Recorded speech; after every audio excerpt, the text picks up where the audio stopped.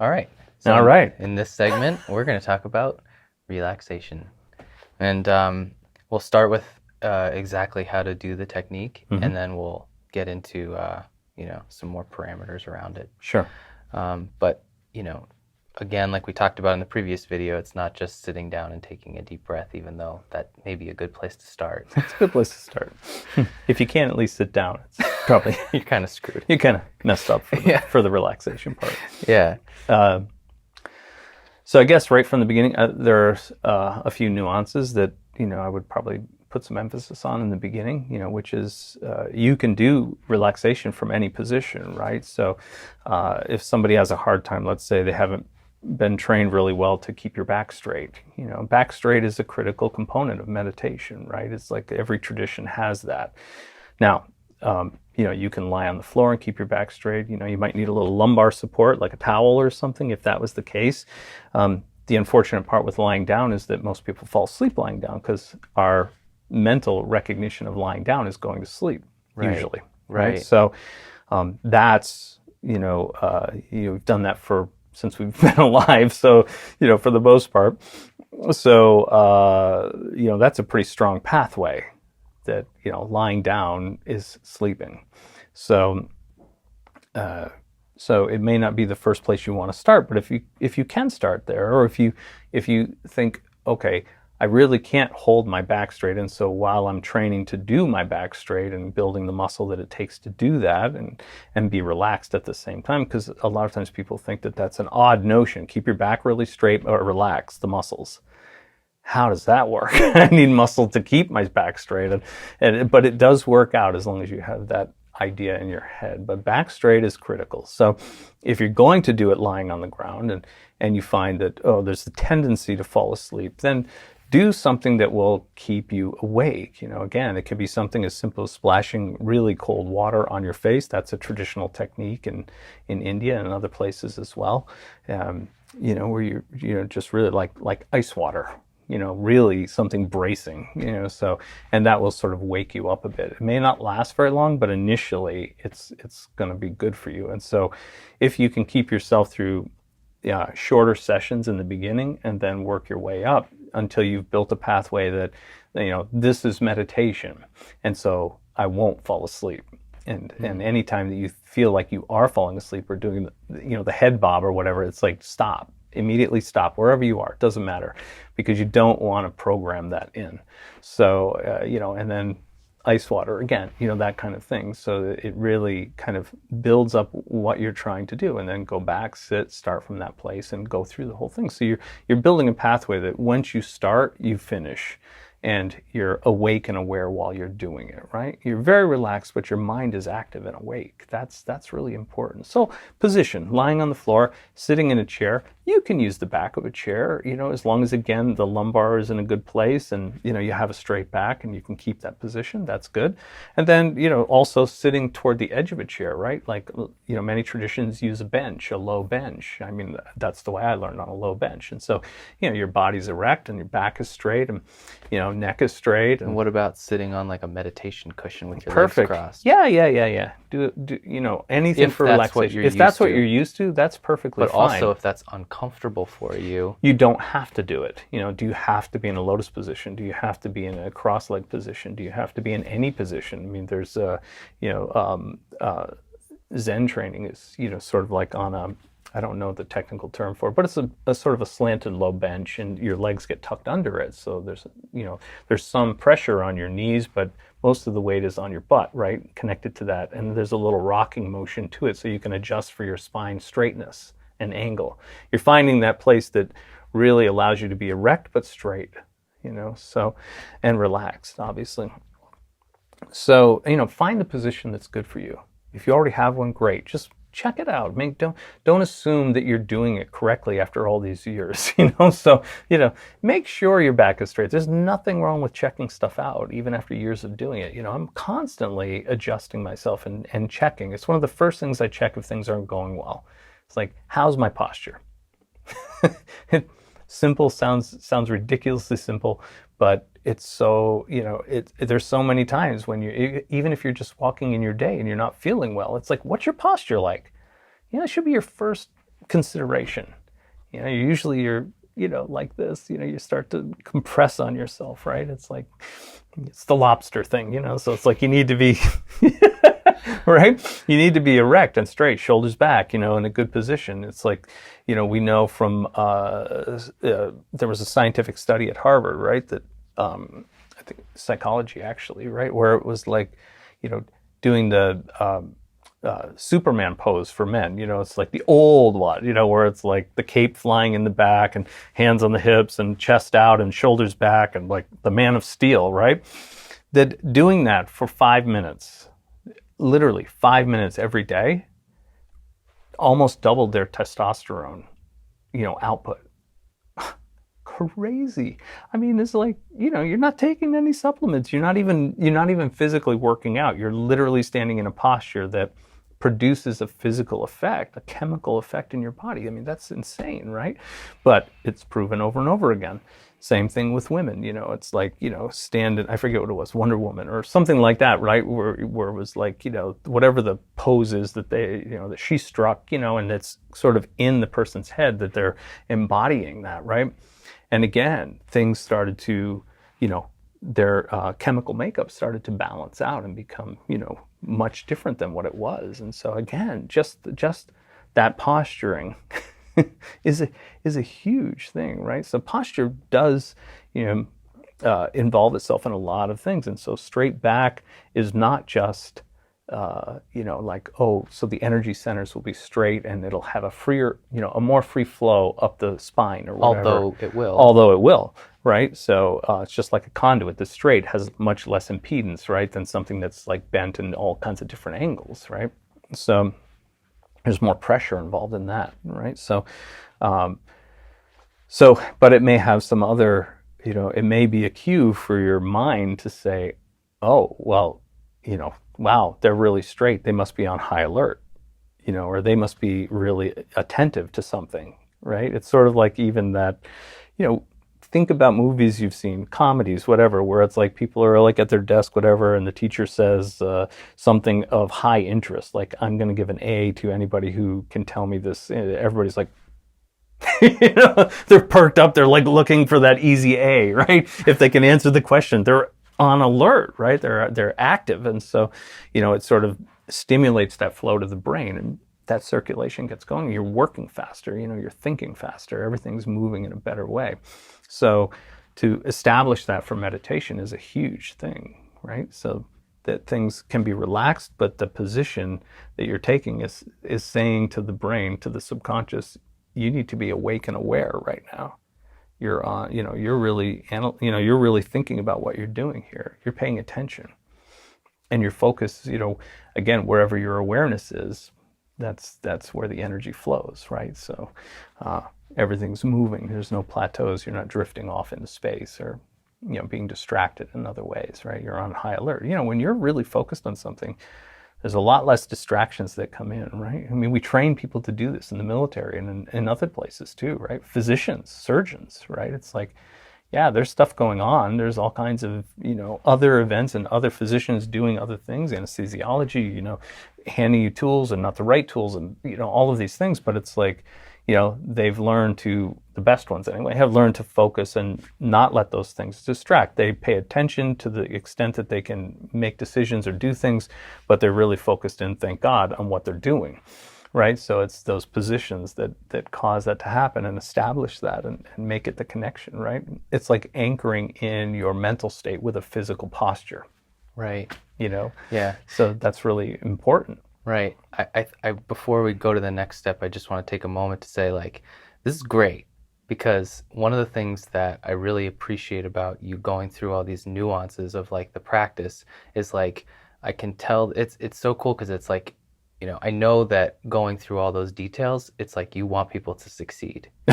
Yeah. And it's like, so how many different ways can we explain, this, so that so that it's not just like, oh, it'd be nice to keep your back straight. It's like it's like, how much can you flesh out why and how that's going to enhance the, the actual practice of relaxation, and then ultimately of being able to move into seeing. Right. That's just, I don't know, it's just a really cool thing. I've never really taken that I feel like it's almost something that I take for granted, but that I just recognized and really appreciate. So it's just, I don't know, just wanted to say it. It's just a cool thing. So Well, and people, it may take some time for them to establish that really straight back too, right? And I think part of the reason why I'm saying it is because I can recognize that that's even has been a stumbling block for me in my own practice as well. Because it's like, because I don't think that I've even taken that to heart enough.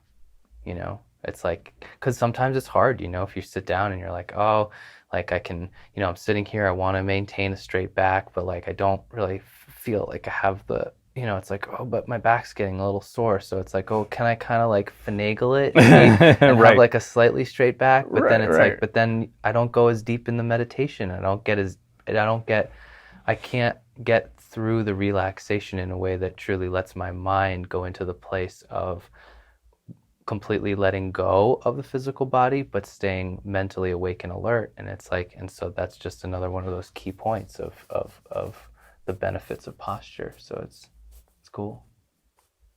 Yeah. I just had a question.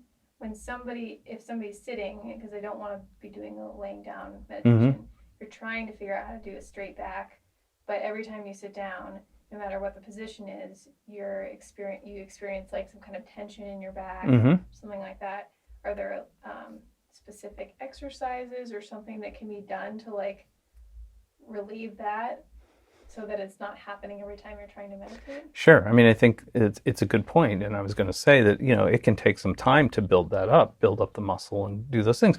Any back exercises, even strength training for your back, all of those things to build larger muscles to hold you in, posture in a good position, right? So, but you can do, if you do, let's say you do 20 or 30 or 40 minutes of meditation every day, eventually your back muscles are going to be stronger by doing that. You're going to have less and less discomfort, but it's not unusual. I mean, I can tell you for myself that, my posture was pretty good. I had grandparents that were like, keep your back straight, and the first, real teacher that I had, moving into this stuff, it was like, I think, back straight was the most common two words ever used in the first 3 or 4 years. It's like constantly, and usually a finger or a little bamboo stick, poking in the back, and saying back straight, because it's so important, and people just sort of gloss over it a lot of times.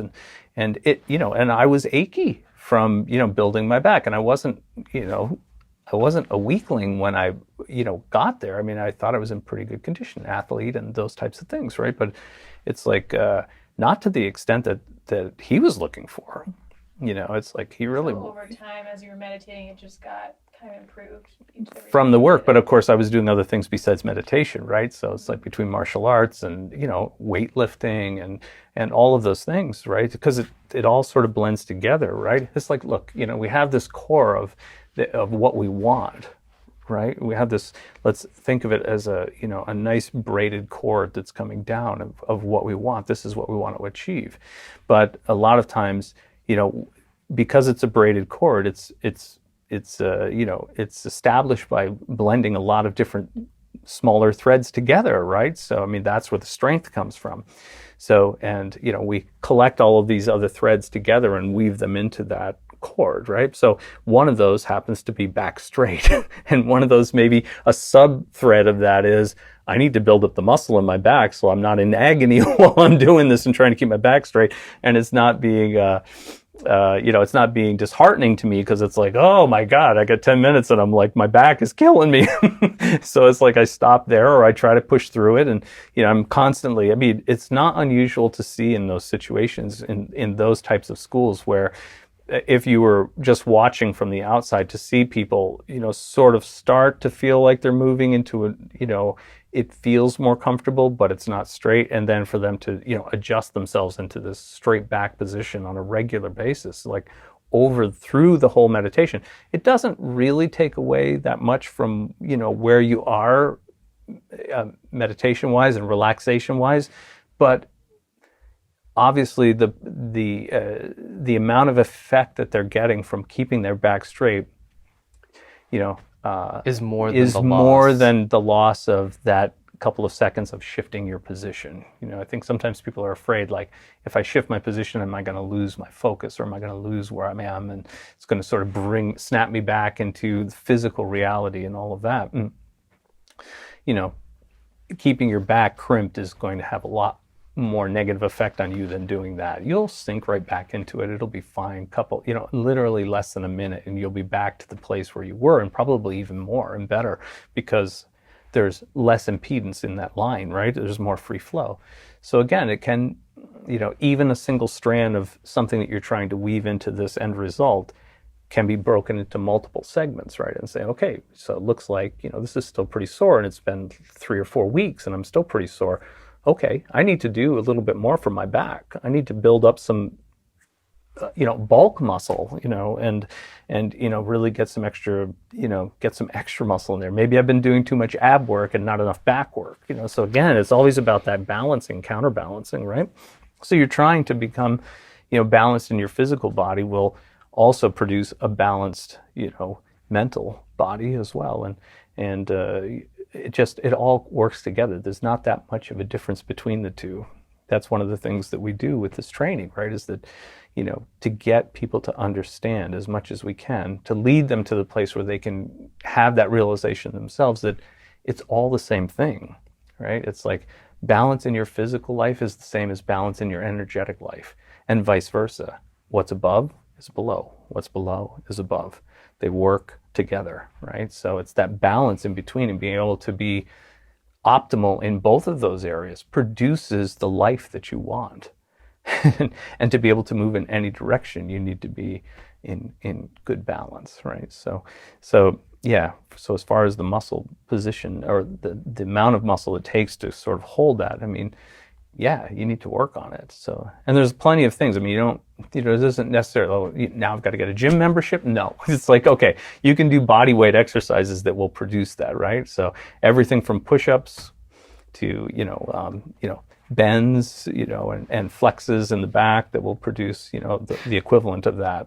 So continuing on from there, I don't want to go too much more into that, but as a springboard into the next stage of relaxation, it's good to know also that exercise actually helps to facilitate the ability to relax. Sure. So that's just a really good, because it's a counterbalance, right? So it's like, to ask your muscles to completely relax. Well, how much do they know about completely tense? Right. Are you just in this nebulous area where it's sort of tense, sort of relaxed, sort of tense, sort of relaxed? Sorta is going to bring you to sorta, which is not what we're trying to do. We're trying to achieve something more than sort of. So, what is complete tense will give you, will show you on the other side what's complete relaxation. Right. So, and the way that it's presented in the book as well, in that section that says, this is how to perform the technique of relaxation, the beginning recommendation is to tense your muscle and say tense, and then say relax. And do the relaxation. So you're anchoring it with a word. And again, we know from neurology, right, that when we say the word physically and when we say the word internally, the brain wave is the same, right? The brain response, the neural response for that is exactly the same. Like if you were to take those two moving MRIs, right, and look at them when that was happening at that instant when you were saying it and the instant when you were thinking the word, if it's anchored in and it's been, established as a normal pathway, you wouldn't be able to tell the difference between those two things. Right. The same word would produce the same effect, right, whether it was internal or external. But in the beginning, to build that, it's always better to, state things out loud. If you can, you don't want to do it in the middle of the mall, but it's like, that's not really a great place to start your relaxation training. Right. But, the more that you can do that, the better, the better it's going to be. It's going to quicken your path. Again, it cuts the learning curve way down. If you can establish those sort of training rules along the way, rules may be a little bit too much, but, it's like good practices. Like if you go to the gym, right, it's like, they're always talking about, concentrate on your form, right? Instead of just how much weight you can lift or whatever that is, right? The exercise. or how many times you can do it. Concentrate on your form and you'll get the maximum effect from each rep or whatever it is. Well, it's the same thing here, right? Concentrate on how you establish your training routine first. If it's good to say, make your muscle really tense and say tense, so that you understand what you're talking about. You're focused on that, tense. And then I say the word relax and immediately relax it to the extent that I can, right? And so, that's part of it. And so that later on, when you've got this routine down, right, you're just going to tell your piece of your body to relax. You're going to just say in your mind, relax, and you're going to feel that let go. And that's the idea. So it's like you've already established the pathway over and over again, verbally and then internally, to give the response from the cause of you giving it the command to relax, which is really important, right? Because it's not, you're not posing a question to it. Will you relax for me? It's like, no, not going to do it. And the big toe's looking at you like, screw you. Yeah. It's not happening.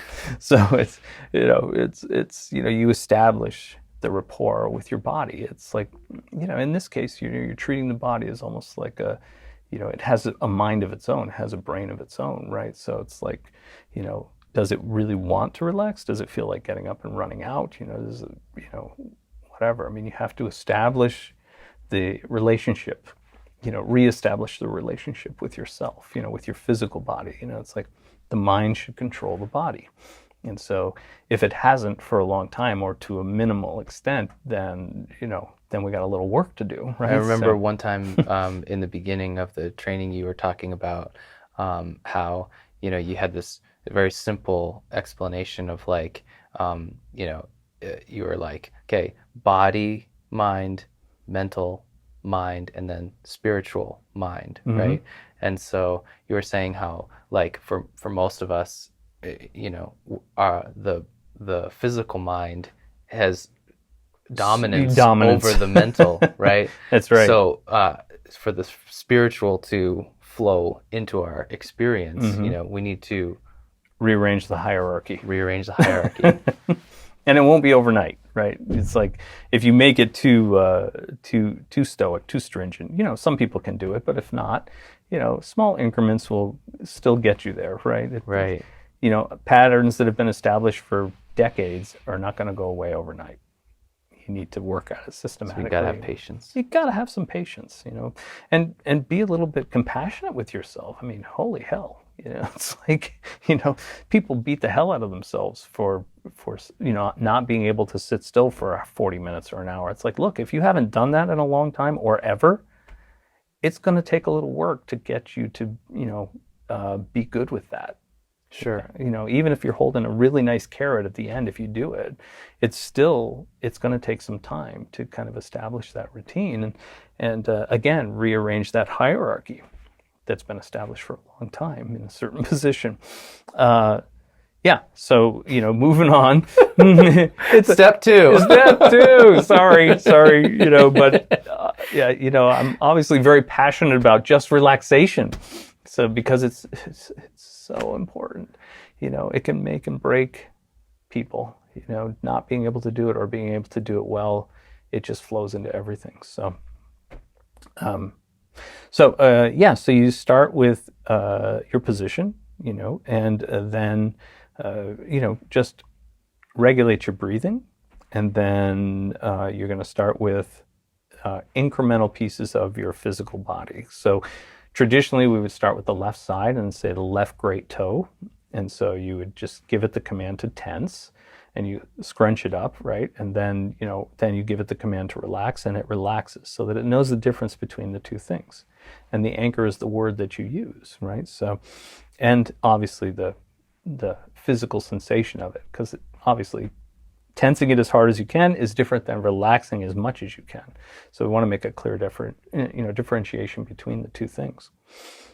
And then we go for smaller and smaller increments through the body and do the other toes, or if you can't individualize the toes, it's like all the other toes at that point, so, and then part of the foot, up the ankle and, and again, how do you tense your ankle? It's like you tense the muscles around it, right? as much as you can, and then but focusing your awareness on your ankle, not the calf that's pulling the tension, right? So it's like, again, focusing on the ankle and causing it to be tense, and then relaxing. And the joints are sort of a special special territory, right? Because in a lot of traditions, with traditional medicine, they think that the joints actually hold emotional stress more than the muscles.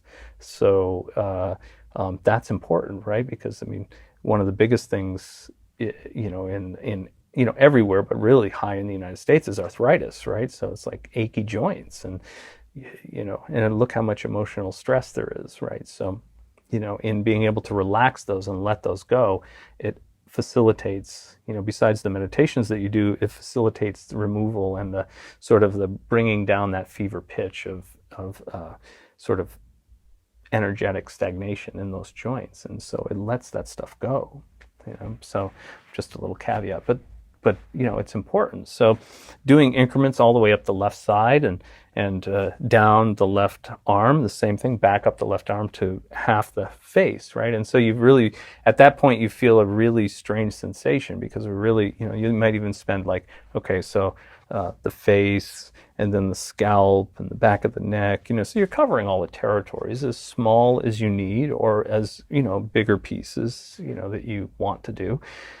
You'll feel this effect, like that the left side, if you're starting from the left side will relax. And when it relaxes, it feels like it's elongating and sort of stretching, And you'll have this really weird sensation where it's like one side feels relaxed and long, and the other side feels like it's scrunched up, because it's just the difference between the two. And obviously it's not like that, but it feels that way internally to you.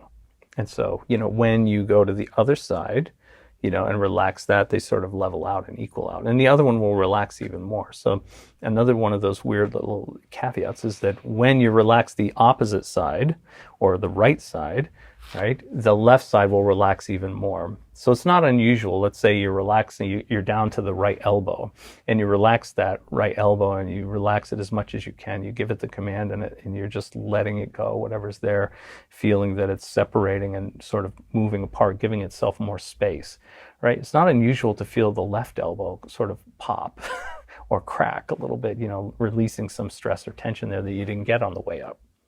So these are just added benefit, right? And so, but we work our way all the way down the right side, all the way to the right big toe, and then from there, usually a general body relax at that point. So it's like, it can be anything from, I don't know, like feeling like you're being, sort of slid into a hot tub. That sensation for most of us is very pleasurable, right? So it's like just all the muscles sort of having the pressure of water, but also that warmth and just that comfort sensation. And it really tends to make us relax even more. And so, we don't have to worry about breathing. So we just sort of submerge ourselves right into the tub. And it's just that, oh boy, if I could just stay here without breathing. If I didn't have to breathe, this would be awesome. Right? Because I don't even want to take the time to come up for air. Well, here's your chance. This is great. And the more you imagine that, the better it is, right? And, but that's not the only thing. All of those sort of generalized relaxation techniques can work at that level, right? So it's sort of that general relaxation, again, just sort of giving the whole body a coordinated relax response. And that's good. And then you're moving into whatever you're going to do at that point, whether it's meditation or some practice of gazing or fourfold breath or whatever, it doesn't really matter. It's like even your own meditation, anything that you normally do, try the relaxation technique and see how it changes, your normal response to your regular meditation that you do. I think you'll be very surprised that it's, it should be much more profound, much easier to go through it and much stronger results for sure. Right. Again, you're relaxing the physical, the material part of your body and enhancing your awareness is going more to the energetic, more to the, that invisible part. You don't have to try to make it go to the energetic. No. Just as a consequence of deeper and deeper states of relaxation, your mind, your awareness is more free to it's an automatic response to engage more in the Yeah, because energetic. what does your, let's say your mind is a constant, right? So it's like as you start to take away the physical, what you have to, concentrate on for physical, well, that leaves more for this, invisible part or the energetic part, right? So it's like, there's a lot more engaged in that territory. And again, where your mind goes, the chi flows, right? So it's like now when you bring up those mental processes of, meditation and what you're going through and all of those things, it's like, you have a lot more energy to spend on that and to sort of engage it. You're much more awake and aware when you're doing that. If you don't have the physical body to deal with, I mean, that's fantastic. How could you not get more results? Right. You're spending a lot more energy on that. Right. And as a reference point, you were telling me one time, or not one time, but like all the time, that regardless of what meditation you were doing when you were training the relaxation, and in the beginning you would spend 40, like if you were doing an hour-long meditation, you'd spend 40 minutes doing the relaxation part and only 20 or 10 minutes on the active part of the imaginal aspect of the meditation, Right. or whatever, whatever else was involved in the meditation. It was like 10 or 20 minutes of that, but 40 minutes of relaxation. Well, the emphasis was on the part that was going to produce the most results, right? So think of it this way, 10 minutes of active meditation from that extremely relaxed state is going to be, you're going to get more effect than if you do 3 deep breaths and go into your meditation and spend 50 minutes in your meditation. You're going to get more effect from 10 minutes of that with a completely relaxed body. It's just over and over again I see it, and people have told me that, whatever practice they're doing, it's like it's a profound difference when you do that. And it's nothing more than shifting the percentages from awareness of the physical to awareness of the mental, emotional, spiritual, Right. energetic, basically. Now, can you bridge that with this idea of the assemblage point? With the assemblage point. Well, I mean, again, the idea behind the assemblage point, right, is that it's basically a focal point of energy, that's sort of within your field, within your structure, energetic structure. It's like there are bands, there are fibers of awareness, right, and there are millions of them, just almost infinite number of them, right. And so the assemblage point is where your perceptual state is assembled, right? So it's like that gives you the focus, the lens through which you perceive your world and yourself, right? So it's like when that happens, it's what also locks in, your physical reality as well, right? So it's all perceptual states, not just ones that are done in meditation or in other practices, ritual practices or whatever, right? So, that, and it's fixed most of the time. But so one of the things that we do with relaxation, when we do that relaxation, is it makes it a little bit more mobile, right? So it can a little bit more easily shift, right? It doesn't get fixed in another location. It just shifts to a different perceptual state. And when it shifts ever so slightly, I mean, we're not talking shifts like this. We're talking minute shifts will change your perceptual state in profound ways. So it gives you a different state, but it's something with the relaxation helps that to occur, right? Because there's less focus on holding together the perceptions that you have at the time, right? Because if you don't have that acute perception of your physical body, well, your perceptual state has changed, right? So relaxing the body, the physical body, will automatically shift that slightly. And so now, your perceptual state will be different, right? You're perceiving things in a different way, a different percentage. There's still that idea that the physical body is there at a good high level, right? We know the physical body is there, but I don't have any attention on it, or as little as possible, and everything's moved over into that energetic realm. And so, that shift of the assemblage point will sort of reassemble what you perceive within that meditational state, right? So it becomes more real for you. It becomes sometimes more real than your physical reality if you really have applied yourself, in a way, or given it enough time where that just opens up for you. It will happen. There's no reason to push it ahead of schedule, right? And everybody's schedule is a little bit different because it's a pretty shocking thing. And what will happen is when you get let's call it a psychic shock. When you get a psychic shock like that, it just shifts it back to its normal position, right? It remembers that that's an automatic sort of, snap back to the original position. So that, and think about it, you're in this, meditational state, you're sort of, in a different zone, right? You're in a trance state. And then, you're experiencing something and then there's some shock. It's like, it's jarring, right? It's like all of a sudden, or, the alarm goes off or something like that, right? It's like, boom, you're back, right? And that shock of coming back, it really jars you for a second. You're disoriented, sometimes it's even like you have a hard time like finding your balance physically, and everything's sort of moving back into that other fixed location of the assemblage point. That lens has it takes a little time to sort of micro motions to realign itself to give you everything that you have when you're here all the time, right? So sense of balance, physical acuity, and senses of what's going on, and making sense of what's happening in your world at that moment, right? So and those things can leave you, in a weird way, kind of like we used to call them psychic bruises, slight ones, So it's like getting a black and blue mark. It's not horrible, but it's a little tender, and it's like it's not a fun experience to have that happen, but it's not horribly detrimental either. But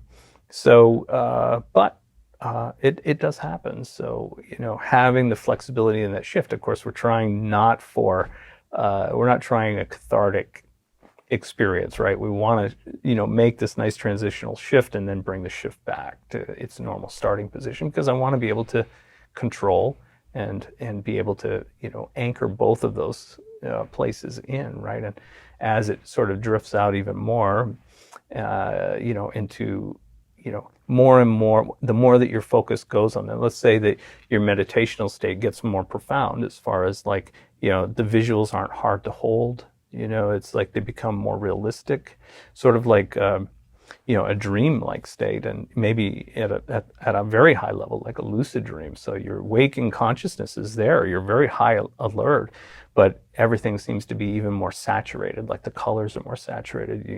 Things seem to have more of a tactile sensation and more of this and that. You can maneuver in there much more clearly and seemingly with much little effort than what you were doing before, struggling to hold the image and doing all these things. And that becomes much more profound and clear. Well, that just means that assemblage point has sort of repositioned itself in a place where, now, who knows, random percentages, 90% of your energy is in that spot, as opposed to maybe 50 before, let's say. So it helps to fix that in that location, right? And then again, sort of from that place, when you're done the meditation, it's like, oh, now I'm going back to my body. I'm going back to the room that I started in. I'm back in the chair. Every time you focus on that, even naming it will bring your focus back to that thing. When I say chair, it's like I'm aware of the chair. Just like for everybody out there, it's like if I say, left earlobe, nobody was feeling that before, unless you have something wrong with your ear. And then, but as soon as I said the words, it's like everybody has a sense of where that is, what it is, that there's some sensation there. There's probably plenty of people that just went like this, Sure. Right? Because it's like you've drawn their attention to something, you've drawn their awareness to that place. And when you do that and you put your energy there, it becomes more of a focus, right? So it brings it more into being. And that's the thing. So, we want to be able to traverse that back and forth many times in order to establish that pathway, so that when, as time goes on, what was 40 minutes of relaxation and 20 minutes of meditation now becomes, 20 minutes of relaxation and 40 minutes of meditation, which eventually will become, maybe 10 minutes of relaxation and, 50 minutes of meditation, or whatever you need to do, but at that super high quality, because you've trained it. You've made that pathway so established that, even sitting down, smelling the same incense, or doing, the same sort of routine will sort of automatically start your body into that process. So even thinking about going to do your meditation in 20 minutes, is already going to start your body on that slow decline of relaxation and going into that place and shifting your awareness from the physical to the mental, emotional, and spiritual levels, right? And so it gets easier and easier as you establish those hallmarks, right? Right. And so that's where everybody wants to be, but you can't jump there immediately. Right. I guess maybe some, prodigy could do it, some genius, but for most of us, it takes some work. It took a long time for me to get to that place. Yep. Okay, so I'm not alone. Yeah. So tying it all together, you talked about the position, proper posture and all that, and then going through the process of relaxation from tensing every muscle and then going into relax and saying tense and saying relax. But after you do that a couple times, let's say, then you want to move into just sitting with your posture and then going through the relaxation piece by piece of your body. Yeah. And maybe you could just take us through that stage of it. It's just it all happening in your mind, not speaking it aloud. Right. Just speaking it in your mind. Right. You'll just isolate certain parts of your physical body and then give it the command to relax mentally and then feel it relaxing. And then, sort of your attention is being drawn away from that place and going to the next part.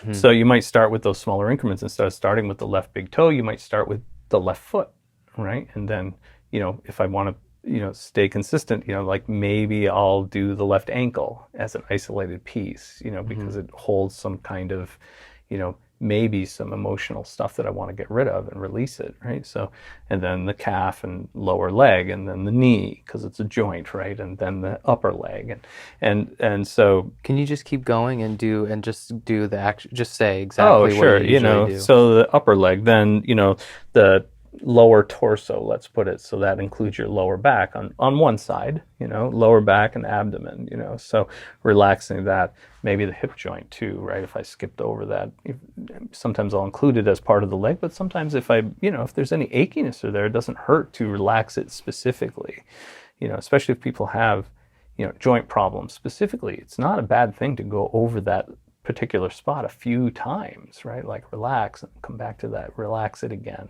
come back to that a little bit later, relax it again. It's only going to enhance the ability for the body to heal that spot and release anything that is bound up at that stagnation is what's causing the pain and detriment to that joint. So, and the process of relaxation internally is the simplicity of bringing your awareness to the tactile sensations that you have in that area, and then simply saying relax and moving on to the next one. It is. It's really that simple, and feel, keeping your awareness there long enough to feel a letting go, a release. That's what it is. And if it's not quite there, don't hesitate, don't stagnate there, move on. You'll find maybe that the next piece that you do, okay, so let's say I've concentrated on my hip and I don't actually feel that release. I don't feel that letting go of something there.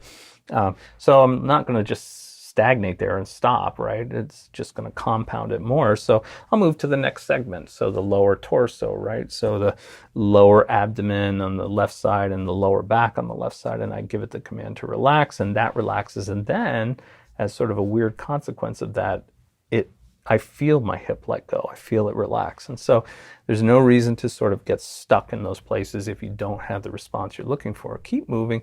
You'll find that other areas of the body, will facilitate relaxing of those places that you didn't get that sensation from, right? Because it's all tied together. It's one body. It's a hologram. It's not, parts as parts. It's not like that, right? It's all connected. So we don't always know, what territory is going to affect a territory that's sort of stuck, right? So it's not a big deal to keep moving and keep the flow moving, keep it going. So I'm going to go through the lower torso, then the upper torso, so like the chest and the upper back, right? So, and then the shoulder, bicep, forearm, wrist, joint, elbow, if you're going to go through the joints too. I'm just sort of, making it shorter. Hand, I don't have to go through all the fingers. It's just a hand, all the fingers at once. And then moving back up, I usually, when I do the arms, because we use our arms all day long, right? So we're doing things and whatever. So they get a lot, they get a lot of work, right? So I'm going to give them a little extra. So on the way up, I'm doing them again. So it's like then the hand and the wrist and the forearm, then the elbow, then the upper arm, shoulder. Then I move to the neck, right? So the traps and the upper shoulder, the neck, and so the back of the neck, the front of the throat on the left side, and then the side of the head, the top of the head on one side, and the face, right? And as I relax the face, it feels like it's elongating. It's sort of almost stretching down to my torso. And, just one of those little caveats so that I don't forget at some point. But, in some Asian countries, they'll do this relaxation with the effect of going for this facial relaxation. A lot of women do it. It tends to take out lines and wrinkles and those types of things because it's your face is used all day long for expression and communication, right? So it's like it can get tense, and a lot of these things, we'll call them laugh lines and all of these things, but basically, whether the laughter or not, you're not laughing when you're looking in the mirror and going like, holy crap, look at those lines. So the idea is that, doing the relaxation, having this, they actually call it long face meditation. So they relax one side, they relax the other, and just sort of imagine that it's elongating out and that it's stretching the skin and that it's, sort of relaxing all of that, but smoothing the skin out to some degree. And it's very effective, so just as a little side note, not seeing, but it can help somebody feel better about themselves, and that's good. So then you move to the right side, and it's the same process all the way down the right side, those increments. Now, and it doesn't always have to be that way. When you get really proficient at relaxation, and it may take some time, but that's okay. And when you do that, you can, there are plenty of, you can make the increments even bigger if you want. So like the whole left leg from the toes to the hip, the whole torso on the left side, the whole shoulder to hand and back again. It's like the whole head. And so now you have, basically 5 territories plus the torso to do. And so, you're taking your time and doing it, but basically, when you get really good at it, it's like you're just giving it, the body's so used to getting the command to relax and responding to that the bigger increments will do the same thing. You're going to get to the same place. I wouldn't start with that, but, over time it can happen. So that's going to obviously cut down on the time that you're allotting to relaxation. And if you don't, let's say you're doing something shorter, you don't have a lot of time. It's like if the whole thing that you're doing is, let's say 10 minutes, if it takes 3 minutes to relax the body, I mean, that's pushing it and rushing, but you're going to be able to do that with the larger increments where you can just tell it to relax and that response just goes. Now, so everybody has a good conception of like what it's going to be like when we're really doing this to, the level that is going to facilitate seeing in the way that we all really want it to be. What is the experience of that level of relaxation like? What does it mean? It feels like there's again, that there's a bit of a separation, like you feel like, the physical body is, instead of being in the forefront, it's sort of taking a bit of a back seat to your awareness, your awakeness, your mental constructs. It's taking a bit of a back seat where normally it's in the forefront, It's like, that's sort of where it is. I mean, there are deeper levels of relaxation that we go to, right, to do other things. So, the most extreme being profound, what we would consider profound relaxation, where even the senses are offline. Like your mind is awake and aware at a very high level, but your physical body is, you don't perceive it. If at the very most, you would perceive just the shell of a body that's there, sort of like an outline, a transparent outline, the way I think of it, that just sort of contains your mind, right? But there's no sight. We can do that by closing our eyes, no smell, no taste, no sense of hearing, which can be a little tricky, but it's there, and no tactile sensation, which you'll get some.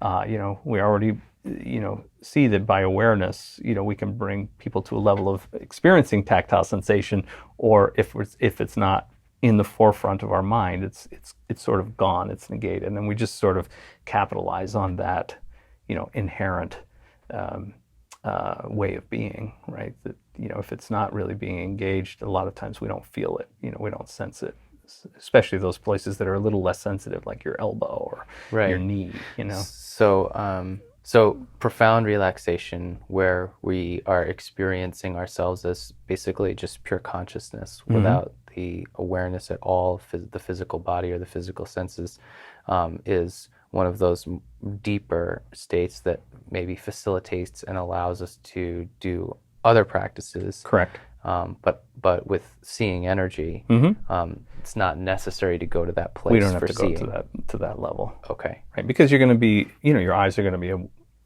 open. You're going to be doing other practices after that, right? So, you may use relaxation to benefit you in meditation for sure, but you're also going to have other practices for seeing that you're going to want to do, and you just want to be in the most relaxed state possible, right? And have less emphasis on the physical body and more energy to allow your awareness to be concentrated on something else, the ability to see, whatever exercise we're doing.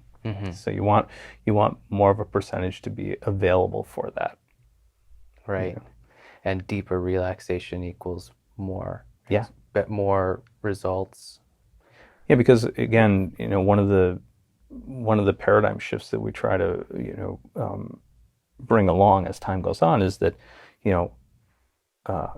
focus actually emphasizes more relaxation, not less. It's not the more force that you put into something, the more focus you have, right? It's the opposite. The more relaxed you are, the more focused you are, right? So everybody's had this experience, I think, where it's like, they're looking at something, or they're, focusing on something, and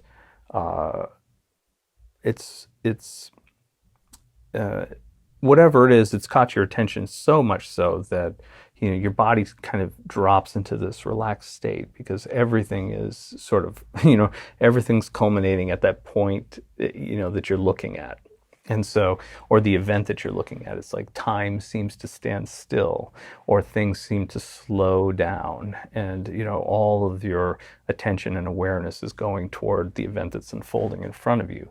There's no real awareness of the physical body at that point. It's like it just becomes a thing that's with you, but there's no like sensation to it or whatever. So it's like all of your, a good portion of your energy has been diverted to your mind and your awareness to open up and sort of perceive this at a level that isn't normal for you.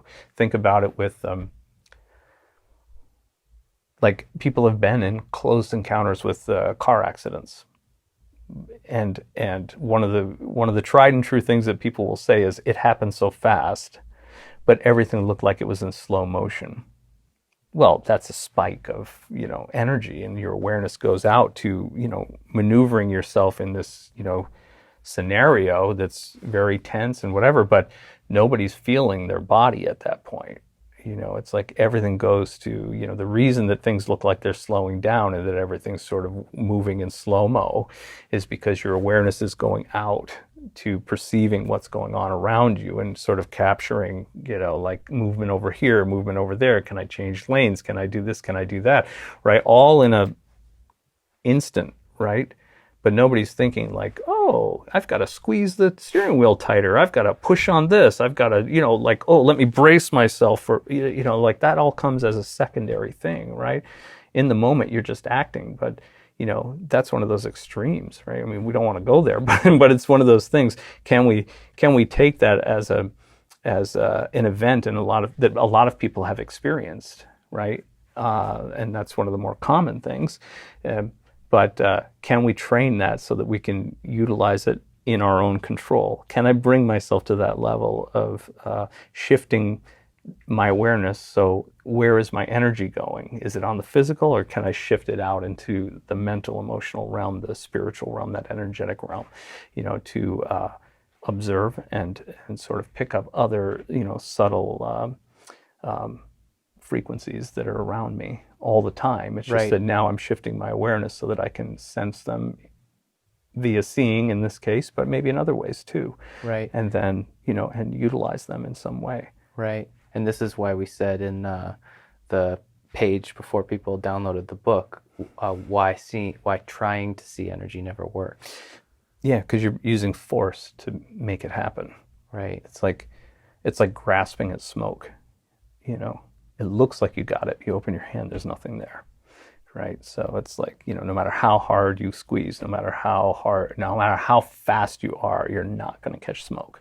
So it's like, that's the thing. So it's like that, you have to, if you were trying to capture smoke, you would need a container and move smoothly and sort of, I don't know, some weird way of sort of grabbing it, right? Sure. But it's like containing it, getting around it or something, it's like, but you're not going to get it by trying to grab at it.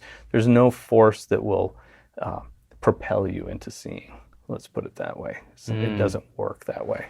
It's almost like, it's so subtle that it's like, instead of trying to see, that's like grasping at something. It's almost like you're feeling your way into it. It's much, much more subtle than that. It's like it's almost like you're thinking about your physical eyes. It's not a lot to do with the physical eyes, but it's like almost like you're trying to feel with your physical eyes. It's a weird concept. You'll know it better when you experience it, but that's the idea. It's like, every time I feel like I'm getting stymied at a certain level, the first thing I do is posture okay. Second thing, am I relaxed? I don't even ask the question. I just relax even more. And if I do it right, that usually brings up the whole thing. It's like you'll almost always find, if you've hit a plateau, at that moment, you're tense somewhere. It could be literally just tense in your hand, jaw, huge. That's a huge one, that a lot of people don't think about. But it could just be, like tension in your hand because, it's our normal thing, right? It's like, I'm looking, it's coming. It's like, Yeah. And that's a lot of times when I'm gazing, like I'll be doing it, and then I'll check in with my body, and I'll notice that like my feet are like pushing into the ground, right, or like right, or coming up on your toes, right, or whatever exactly. it is, right? And I'm like, oh my god! And it's the funniest thing because it's like it was happening, but you didn't even know that it was happening. But it's that, but then, and I always associate that's the tension of trying too hard. It's like, oh. That's crap, the tension of trying too hard. That's right. It's like, and anticipating something really great happening. It's like, right. How do you do that and be relaxed at the same time? It's hard. It takes some experience, some practice. That's all. Right. All right, man. Well, we'll wrap it up there because that's a lot, and I hope it was all really valuable for people. I hope so. It's like it is really, really important. Not just for seeing, but for other things as well. Almost everything that I can think of to do, it's like there's always a level of relaxation. It's a skill that you just can't go deep enough with.